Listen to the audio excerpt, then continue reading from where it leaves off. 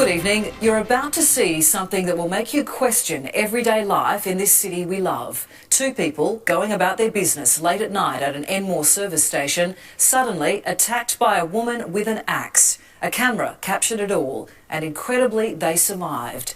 And a warning, some viewers may find this footage distressing. The giveaway was what she was carrying. A blonde woman strolls in, handling an axe, as if she has a job to do. The camera loses her as she heads down the aisle. At the counter is a woman in dreadlocks. Her name is Sharon Hacker. 10 seconds later, she's joined by another customer. His name is Ben Rimmer. He looks around and seems puzzled. We don't see it, but he does. This woman with the axe edging towards him. And as she comes into frame, it's clear she's also armed with a kitchen carving knife in her back pocket. They engage in conversation, and the young man seems wary but not immediately alarmed. They chat for 30 seconds, and a warning, this is when the situation explodes. She swings the axe, and Mr. Rimmer topples back. The woman then turns her fury on Sharon Hacker.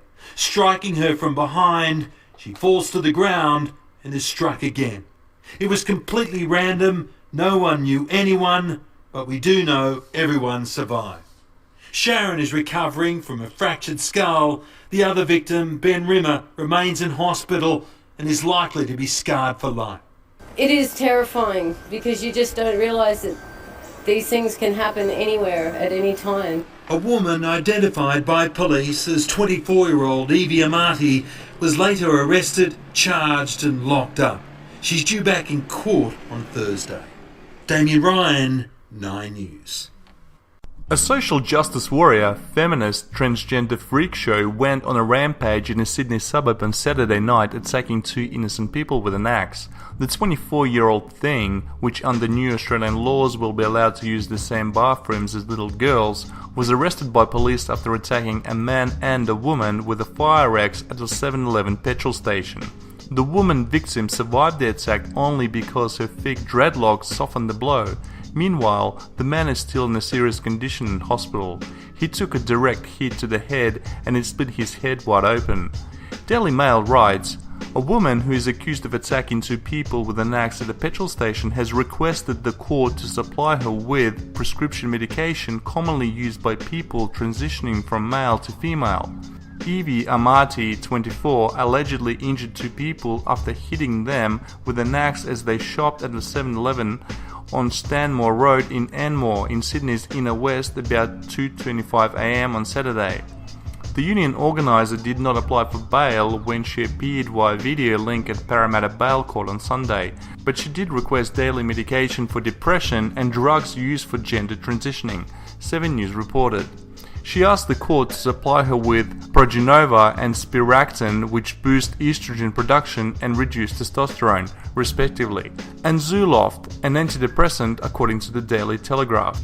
Yes, this chemically challenged creature demands its drugs, which most likely have sent it over the edge in the first place, but while our dumbass society treats these abominations as royalty, the reality is that although these people are mentally ill to start with, their trendy drugs make them monsters. A double whammy if I ever saw one.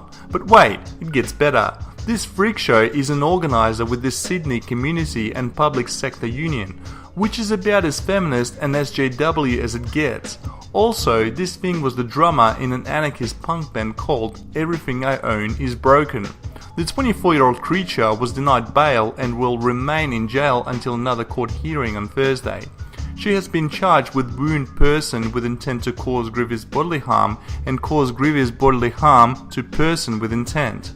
Miss Amati was captured on CCTV footage as she allegedly unleashed their unprovoked attack on Sharon Hacker and Benjamin Rimmer as they shopped inside the store.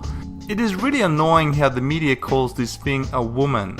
Many newspapers didn't even mention that this trans freak show was in fact not a woman but a confused man who wanted to become a woman.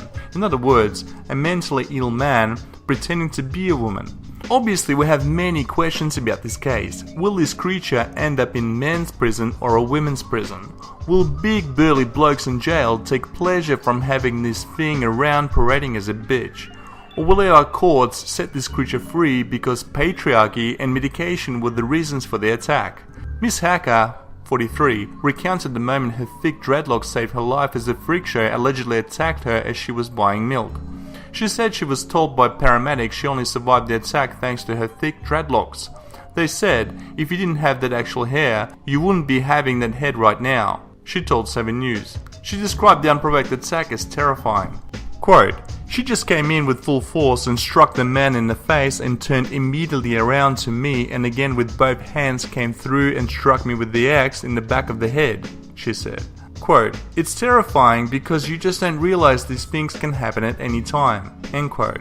The ironic thing is, Miss Hacker is most likely a fellow social justice warrior and a feminist who normally would agree and side with creatures like Evie Amati on political, social and cultural issues.